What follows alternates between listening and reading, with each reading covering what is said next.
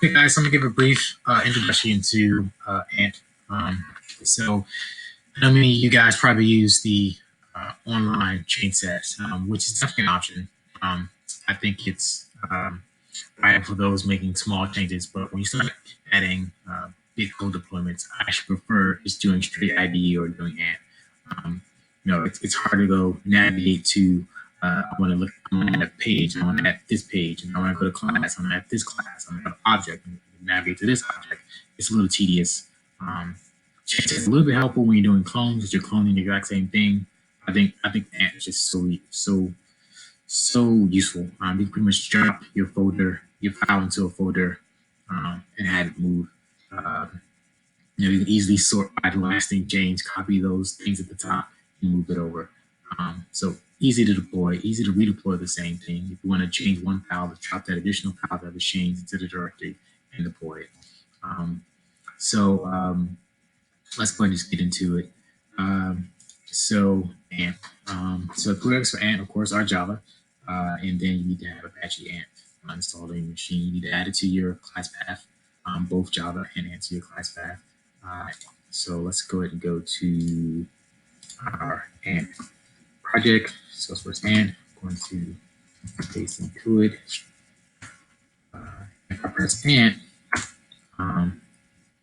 we are shown this help screen. This lets you know that it actually built the ANT file. When you run ANT, you have to say that it needs to be in the directory where the build XML file is. That's really important. All right, so let's go back to our command, and let's actually try to run one of these commands. Just do ANT -p. These are both synonyms for running help. If you do that, you see all the calls that are available in this build XML. So let's talk about these calls. A lot of these calls are actually sort of just wrappers around what's already available in the ANT script, but I added things to make it a little bit easier for you. So let's go into the actual file so you can see what I'm talking about. Okay, so I'm going to open this README file, which has a lot of the instructions. A lot of the work is in the build XML file, and then just a lot of the setup stuff it's in the build properties file. So let's go over those. So README file. Let's go to the top. Okay, so the README file gives instructions pretty much of how to set up your version, and then looking at the commands. So this particular ANT build is based on version 36. You can update that by just going and getting the new ANT file for whatever version you want to go to. You can use it's usually the same as the Clips one, or you can just go to just googlecourse.com and grab the latest there. So if you do decide to go to a different version, like make this another version 37, you would have to change it in the build properties file and also drop that file into the correct location in the build. So let's show you what those are. So again, build properties file, you will open that, which is already open. Third line, you would change the version to 42 if you wanted to, and then you would drop that folder in the SF library jars, and you would drop that new file right there. And then looking here, I just have backups of all the other persons that I've used. Okay, so let's keep walking through this README file. So here you pretty much have the commands. So a lot of these commands are the ones that are out of the box, but they have little additional helpers to make adding these parameters easier for you. So let's see what I mean. So let's take this list data. So we go into our build properties file. Let's see if we can find list data, or let's just find any command actually. This build XML is the command, and these dependencies are the parameters. So I wrote little code blocks to help you sort of not have to guess what parameters there that you need. It actually give you a warning if you're missing it and tell you what the format is. For example, this is user username, using the username for the environment in this format, blah, blah, blah, and then it can be blank. So you can't do a call without this parameter and giving you what that parameter is. Make it a lot easier. You don't have to guess in Google. It's all here for you. So hopefully you like this wrapper. So like I said, most of these calls are out of the box, but there are some funky ones in here that are a little bit different. Like getting to comparing to zip files, so comparing to maybe backup files. If you want to compare them, see what's in one and not in the other. Another cool one is comparing environments. So you have maybe a test environment and a prod environment. You want to see what's maybe different, and then maybe be able to actually package out of that difference, this command will help you do that. So really useful, when you're doing a migration and you can't really see what's different. Okay, all right, so let's go ahead and just try an example. So for the example, what I'm going to do is I'm going to just build a small sample code package. I'm going to make a small update, and we're going to verify that the deployment happened, and we're going to verify that the update happened.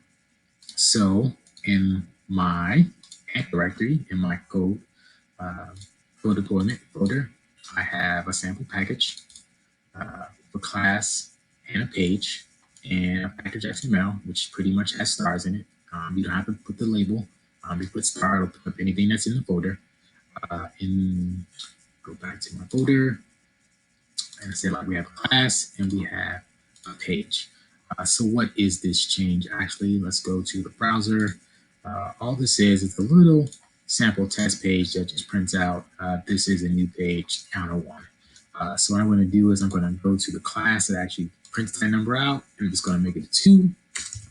We're going to save it, and we're going to move that file into the deployment folder, and we're going to deploy it.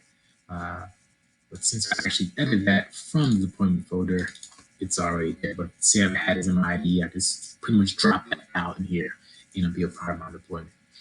So let's go ahead and open up the README file and see if we can find that call we're trying to do.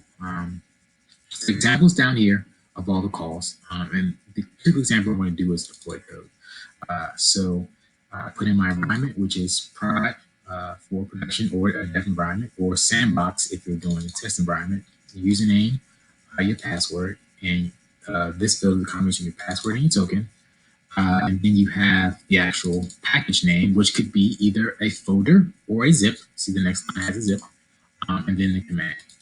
And if the command had other parameters, you would see those also. You have to add those also to the end. So I already have this copied in my little helper script, and this is it. And these are my 2 test environments we're going to use for these examples. So here's my, I'm going to a production environment. So I have prod, my username, and my password with my token. I'm deploying that sample package, and this is the code, the command I'm using to deploy code. So we're going to copy that, and we're going to drop that in Ant. We're going to paste, and it's going to run. So you notice these first couple lines here are them checking the parameters. If I was missing one, it would warn me. Okay, look, it looks like I actually have an error. I actually know this error is because I can see it as I paste it. I'm missing basis crap, which is actually 8 here. So let's rerun it again. And boom. Okay, that won't work. Let me update my test case so I don't make that error twice. Go back to my command prompt, see that it's running, and boom, deployment was successful. Okay, so if that's the case, I should be able to go to deployments. Let's go to deployment status, and let's see the one that failed. It's there, and here we go. The one I just made, 7:15. Time's a little bit different. West Coast time or Central time, but this is deployment, and it actually was successful. So if that's the case, if I go back to my page editor page and refresh this, I should now have, let's see, boom, it got deployed, and it's quick and easy. So next time I make an update to that file, if I wanted to make it 3, it's as simple as literally going back in this 3 and pressing redeploy. And let's see how quick that is. 3, save, press up on it, and it's deployed. That was super easy, right? Okay. So now I'm going to show you one of the harder examples. Back to my README file. I'm actually going to show you an example of doing the compare environment because I think it's probably the most useful for someone who's probably looking to do a migration, maybe. It's very useful. So I'm going to stop this. I'm going to stop this video for now. We'll show that in a